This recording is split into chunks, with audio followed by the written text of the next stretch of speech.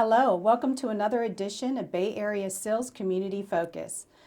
Today's episode is going to be focused upon the Family Resource Center, and today I am happy to announce that we have Pat Lewis, who's our Family Resource Coordinator, joining us, and she's going to share some of the events and activities that are going on in the Family Resource Center.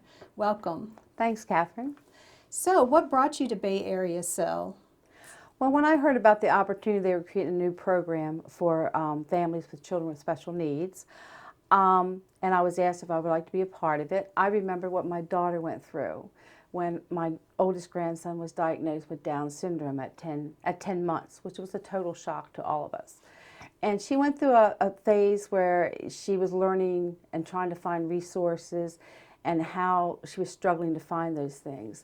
And when I found out about the Family Resource Center starting to do that here on the shore, I decided I would like to do that. Okay, so wonderful. So what exactly does the Family Resource Center do? What activities do they offer families? We are there as resources for the families. We try to find them information that they need. We do trainings. We do recreational events for the kids. We do mentoring programs. We do miscellaneous things like bocce and bowling. We have a lot of activities and it's all for the families. It's not necessarily for the one individual. If the whole family is invited to participate in it, which was one of the things my daughter said that she wished that was out there. Instead of having to take one son to one thing and another son to another thing, if they could do something as a family. Are there fees associated with any of the activities? Occasionally, yes. When we have to go somewhere and use a facility and have to pay. For instance, like this weekend, we're going to the movies, and they will have to pay $5. So it's nominal. Usually there's no fee, though. Now, you mentioned bocce. What is bocce? Bocce is a game that you play. It's like a bowling game with balls. I believe it's an Italian game. It started, but we play indoor bocce in the wintertime, and we play in the MAC Center. We convert their hallway into a bocce court, and it's a lot of fun. The kids really love it. Some of the kids actually play it in the schools, in unified sports. So who sponsors the Family Resource Center? When we currently started the program 2 years ago, we were sponsored by the Presbyterian Church. They gave us a grant to start the whole program up, and now the Community Foundation is sponsoring us. You mentioned that you were offering trainings for parents. Yes. What kind of trainings did you have in the past, and what is your vision for possible trainings in the future? We've had advocacy trainings. We've had 10 tips for IEPs, which is the individualized educational program through the school system. We've had SSI, SSDI training, guardianship. What do you mean by SSI and SSDI? Social Security income and Social Security disability income. Okay. And a lot of what we address is, especially for older individuals, that they can actually collect SSI and still work out in the community independently. Okay. We've had special needs trust, ABLE training, adaptive behavior analysis training, which is a lot of services that some of the individuals want especially for the autistic children. And what trainings would you like to offer in the future? Well, I would like to offer a transitioning program to middle school, because a lot of my parents have said that it's really a tough transition from elementary school to middle school for their children, because they're not in a single class. They have to actually start moving around the school and all. And we also want to do respite care training, possibly. We're working on that.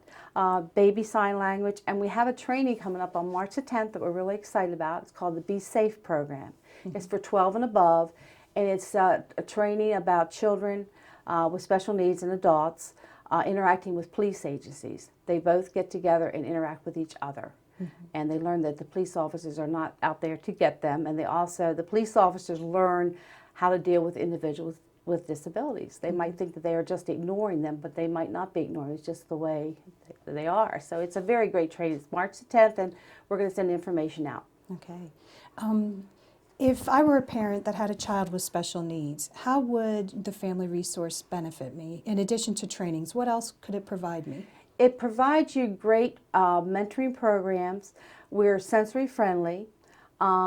We get together once a month. We have a social group that gets together. We get together for bocce. We get together for bowling. And not only is it a great activity for the individuals, it allows the parents to have a forum where they can talk and discuss things together and give each other ideas. If you have a new person that's just starting out and you have a person that's had a child for like 10 or 12 years, they can give them so much knowledge that they don't know about. And it's just a great opportunity for them. How do siblings benefit from being engaged with the Family Resource Center? Well, they benefit because they're with their families and they're with other children, with other siblings of children with special needs. I actually want to start a program called a SIB Shop, which is just for children, school-age children of brothers and sisters that have a disability. It's an opportunity for them to talk about, you know, what they feel, to get some ideas on what they should do. So the Family Resource Center is for the entire family to be Yes. able to, families to be able to come together Yes. and socialize and be a support mechanism for one another. Yes, it is. All right. It sounds like you have quite a few parents that are heavily involved in participating in the activities that you have with the center. How else are parents involved? Well, some of them are on my advisory committee, which meets 4 times a year, and some of them are going to be helping with some fundraising. We're going to try to start some fundraising so that if we want to do bigger and better things, we can raise some funds for that. And some of them are mentors. I have some individuals that mentor on the teams.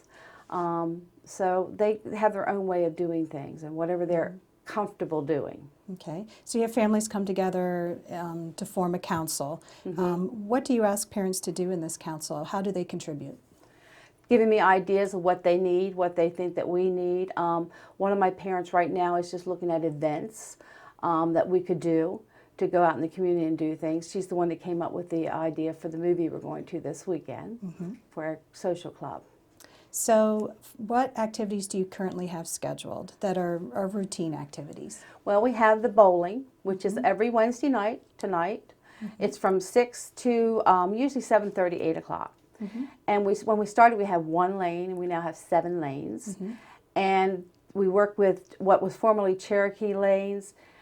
It's southbound alleys, and they are very, very wonderful to work for. And they only pay $3.50 a game and free shoes. And we usually play 2 games.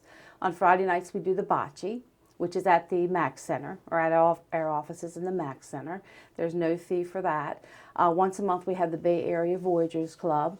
And sometimes we do activities at Bay CIL, or sometimes we go out like we are this weekend to go to a movie. What have been your most memorable events or activities that you've held? We had a really cool event this past August. We had a skipjack down in Deal Island. One of the parents had talked to one of the people that was part of the owned the skipjack about taking their individuals out on a trip, and we went out on a trip, and it was absolutely gorgeous, and they enjoyed it so much. We had what I called a treasure hunt, which really was an Easter egg hunt 2 years ago, because most of the kids had never been to an Easter egg hunt because it's too overwhelming. And so we had our own little treasure hunt, and they actually had to follow clues, so it was a little bit calmer than just everybody running around. So we've had quite a few we had an outdoor fun day just last month where the kids learned how to fish. So just different events, but that's some of my more memorable ones. But my everyday, just going to bocce and going to bowling, it is so rewarding. If you get 1 pin down, you're just as happy as if you get a strike. So it really touches your heart. So if you wanted to get involved with the Family Resource Center and have your child participate, do they need to RSVP if they would like to meet you on a Wednesday at 6 o'clock for bowling, or They can Friday call night? and ask for information, or they can just show up. We actually have had some people that have been at the bowling alley that have special needs that we're not known to. And the owner will say, you know, we have this program on Wednesday nights, you're here, and we offer this special. Would you like to be part of that? And I usually go over and introduce myself and get their information. But if you want to just come out on a Wednesday night, we will. The owner there, he said he'd be happy if every lane was taken. So we're always open to new people. Bocce's the same thing. Just come and show up, and if you don't know how to play it, don't worry. We teach you. Where can they find the location of the building? It's at 909 Progress Way. in Salisbury. That's how you can Google it. Okay. You're saying that you would like to find other places or venues to hold activities. What counties are you currently reaching out to? Currently, we are reaching out to Somerset, Wycomico, and Worcester counties. We would like to maybe include very soon Dorchester County, but the Bay Area CIL actually covers all 9 counties. And eventually, maybe in a few years' time, we'll get there. But I need to find a lot of volunteers. I really would like to make a lot of inroads into Somerset County at this point, because they don't want to come up to Salisbury because it's a lot more transportation issues. So I really would like to get some organizations down there, some churches or some people involved that I could train to do the same type of services we're doing. So how can someone in the community contact you? They can call us on 443-260-0822. They can like us on Facebook, or they can contact us on bayareasil.org and have the trainings and the recreational activities. Pat, Bay-CIL is so fortunate to have you as a family resource coordinator. You're so passionate about what you do. What vision do you have for the future? Well, thank you for that, but I get more out of it than I give into it, because just being out there and being with the kids and the families is just overwhelming. But what my envision was, we started last year by there is a West Salisbury Challengers baseball team, and I found out about them really late, so we started, and we played some games with them. We want to start our own team, because most of the individuals were from Worcester County, and it was hard for them to come here. We wanted to do something part way. So we're going to try to start our own Challengers baseball team this year, and we want to go to the Challengers tournament that's held in Virginia Beach every year in May, where teams from all over the United States and from other countries come. And that's our goal. We're right now looking for sponsorships for the team, a place to have our games and our practices, and any other support anybody could give us. So what could our community do for you?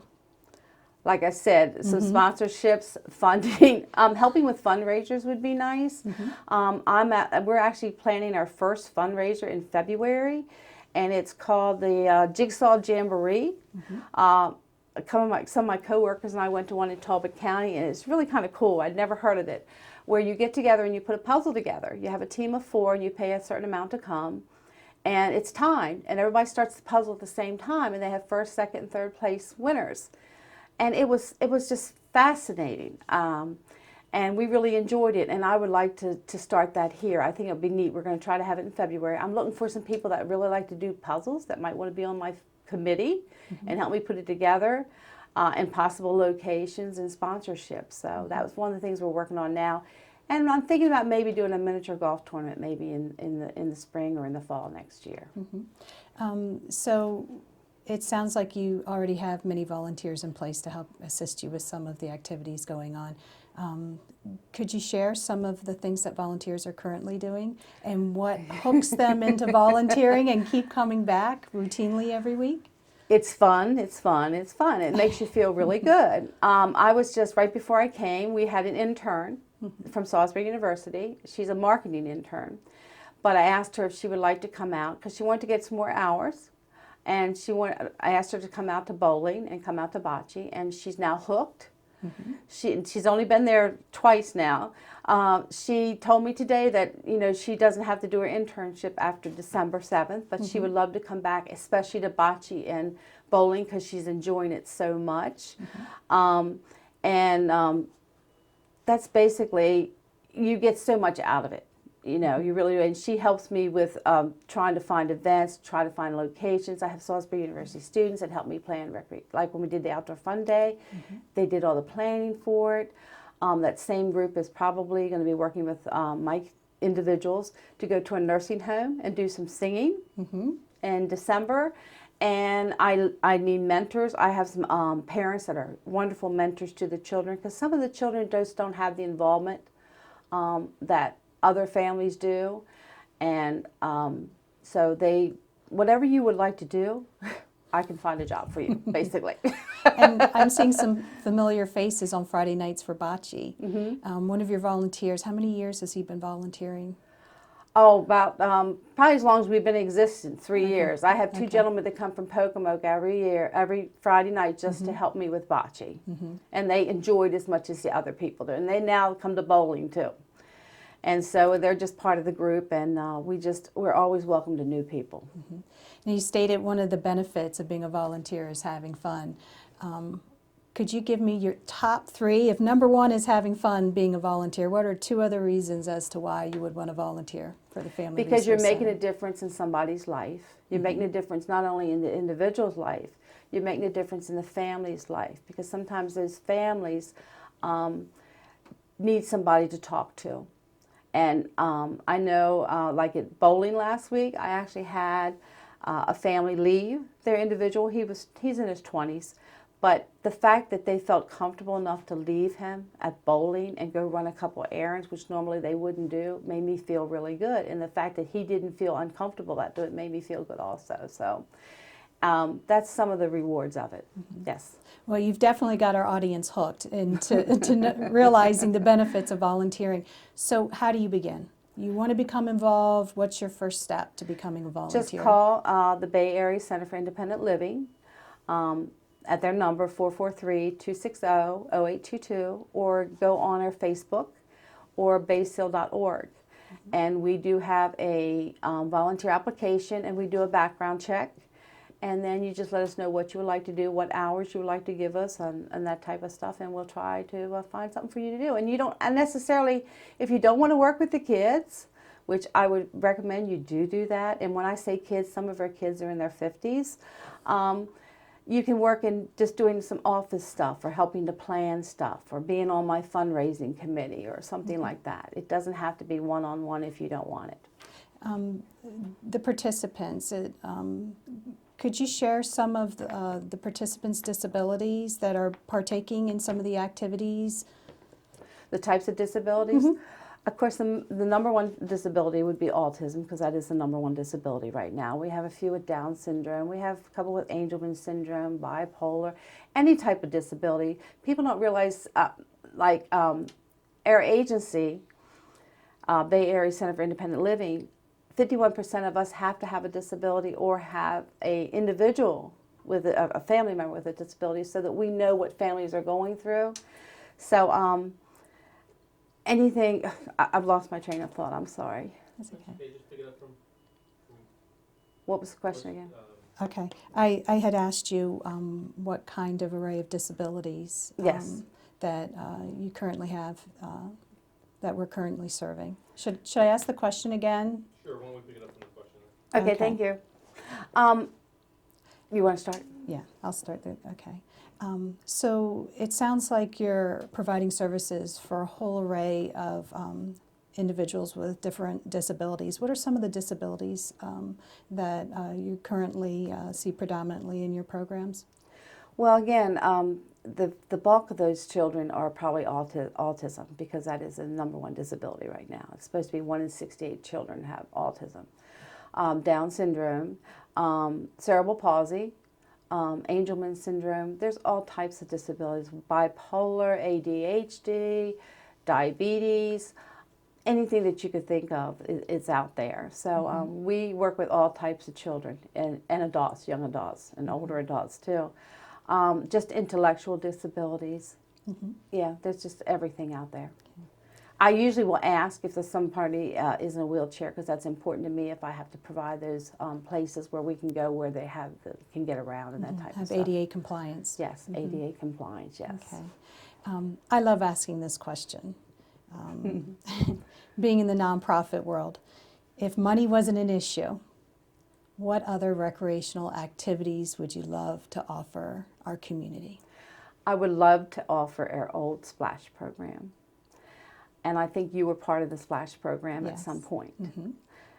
What was the Splash program? The Splash program was where on Friday nights we would go to the Holly Center pool and go swimming. And it was one of our most popular programs. And unfortunately, they drained the pool about a year ago, so we have no place to go now. And I would like to get that started. I'd love to have our own pool. I'd love to have our own sports facility, someplace that we could just do all this stuff and not have to worry about improvising. like using the Max Center's hallway, and just have the money to go and create like a basketball team, and also to move this program into the other counties too. We would have so much money that we would be able to hire a family resource coordinator and start these programs across the whole Eastern Shore. But I really would love to get the Splash program up and running again. The parents really miss it and the kids miss it. And I can attest, having my family involved with the Splash program. At the time, it only cost $5 for the family if you could afford it, and that actually just covered the costs of having the lifeguard. And it was every Friday night. And I can tell you, not only my child that has a disability enjoyed the program, my entire family did. My 3 other children, every Friday night to be able to get into a pool. Obviously, money can provide some constraints as to what you want. So at this time, we don't have the money to build a recreational center and have a pool. So what would you like to ask the community when it comes to a pool? I would like if anybody knows of a pool that would be willing for us to use it. Usually we do it on Friday nights, but that's now when we're playing bocce, because we went to bocce mainly because the pool did shut down. We were only doing outdoor bocce in the summertime, spring and summer. So we went to the winter. But I would like to see if we could find somebody that would be willing to help us. I know there's talk of maybe opening up the Holly Center pool at some time. Funding for that would be great. I think I've heard it would cost about $100,000. So funding for that would be great, because it really was a program that was, like you said, it was $5 a family. I had some families that were 15 people, which I think it was just the whole neighborhood. But hey, it's a program and they enjoyed it, and that's all I care about. So that's what I would suggest. You know, if somebody could help us out, it would really be great, because, and I'm thinking also that we might want to do it on a Saturday instead, or a Saturday afternoon, find a good time. But generally Friday nights are the best time for families with children with disabilities, especially young children, because it doesn't mess their schedule up. They don't have to go to school the next day. So we try to do some things on weekends too. We're going to continue with the wish list theme, okay? So what else would you include on your wish list? Is there some specific items that would help your program? We're going to try to start this Challengers team. We're going to need sports equipment. We're going to need uniforms. We're going to need, I don't know how much it's going to cost to go if we go to Virginia Beach. I know you're there for 2 nights, so you have to spend the night. I don't know, there's a fee. Actually, the intern that I have working with me is now looking into that. So, and plus equipment for everything. Like if I wanted to start bocce down in Somerset County, I would need to buy bocce supplies, indoor sets, which are about $100 a piece, or outdoor sets. Just equipment that we need. I actually talked to an individual, a physical therapist I know personally, that might want to start playing basketball with the kids, see, and that. So you know, we always need that kind of money, or just some funds to offset the parents having to pay for fees. Like I said, they don't have to pay very often. Like I was thinking it would be nice to go to the Christmas show at the Civic Center, but when you're paying $30, $40 a person, that's very limits my kids and their families from going. Yeah, that everyone can come together. Yes. So I've thought about those things, but it's just not feasible at this time. So if there's individuals in our community that would like to donate equipment to your program and or would like to donate monetarily, how can you do that? Just by contacting our agency, the Bay Area CIL. They're at the Max Center, and the phone number again is 443-260-0822, or baysil.org, or like us on Facebook and get information. We actually put Facebook postings about everything we're doing. So you see. And also, excuse me, also on our website, you can donate online to the organization. Yes, you can. Yeah, we try to make it simple.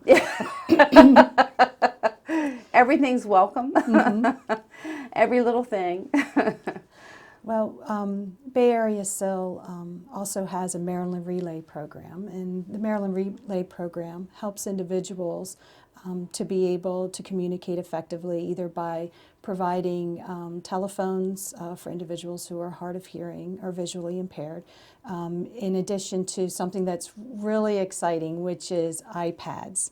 Maryland Relay is now offering iPads to individuals that have a need or a disability concerning communication problems. And their children 3 and on up can qualify by simply completing an application.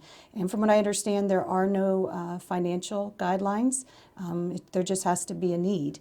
So I'm envisioning that the iPads are going to become quite popular for school-age children. So with that said, do you currently have participants that may benefit from having an iPad? And do you foresee in the future activities that surround an iPad so the children can learn how to use the iPad and be able to engage and communicate with one another?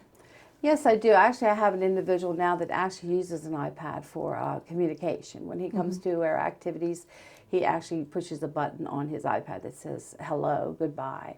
And actually, if he needs anything, he also does that. He also likes to kiss your hand. So it would be very beneficial, especially for young children as they're first starting out and starting to learn. I actually have another individual that is getting one of the iPads. She actually bowls, and her mom was telling me about it. And then, of course, we go out and we help train them, you know, when they get the iPad. And another thing is we have an adaptive center, adaptive technology center, a news center. And we would love to have some game nights and learn some activities and do some games together on the iPads. Also, when we go out and do outreach activities to organizations like CANER, which is a support group here in Salisbury, and the Autism Support Group in Worcester, the most favorite thing that we found the families liked was when we told them about all the different programs that you can get for your kids on an iPad or even on your iPhone or your regular Droid phone. So there's a lot out there that we would like to share with you that you probably are not aware of that's available for your children. One of our center's core services is peer mentoring and helping our consumers be able to be fully engaged in activities and social events with one another. How does that benefit your participants? It benefits them immensely. They learn from each other. And when somebody has something really nice happen to them, and like they get a job, and they relay it to the other individuals, and they know that they can do this too. And also, it's beneficial to the people that are mentoring them because it makes you feel good because you're helping somebody. But I really, really, really see the mentoring in the social aspect of getting together. They become buddies, and they look forward to seeing each other, and they can talk to each other about things. They really can relate, and the parents can really talk to each other about things. The mentoring with the parents is something that we ought to think about too. Is there an example or a story you'd like to share of any of your participants and how being engaged in your programs has helped them in our community? Well, what I do in my programs, one of my things that I concentrate on is to learn what their strengths and weaknesses are, what they're really good at, what they're passionate about. We had one individual who was very outgoing. In fact, she's so outgoing that all the parents want to take her home. And they said, I want her. And she was basically sitting at home doing nothing. And we actually got her a job at Salisbury University. And they just love her because she's very outgoing. And it's just wonderful to see somebody expand like that instead of just sitting home and being bored. Sure. I also had an individual, a young man in my social group that was not real social, but he has gotten so much more social now.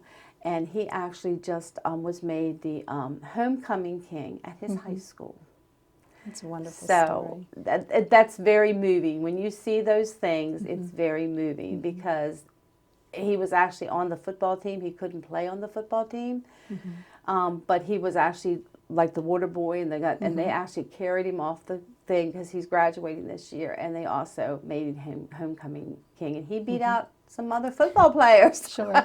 So it's very nice. And you know, like I have another individual who I know she was shredding paper what was her job, and she's so outgoing that she got another job where she's working out in the community now. Well, thank you, Pat, for sharing those stories. And I also want to thank you for being on Pack 14 today and sharing your experiences. And thank you for all that you do for the Family Resource Center. I thank you. Thank you for watching Bay Area CIL's Community Focus, where every day is Independence Day. We hope you tune in for our next episode. And I want to thank you for making us part of your day.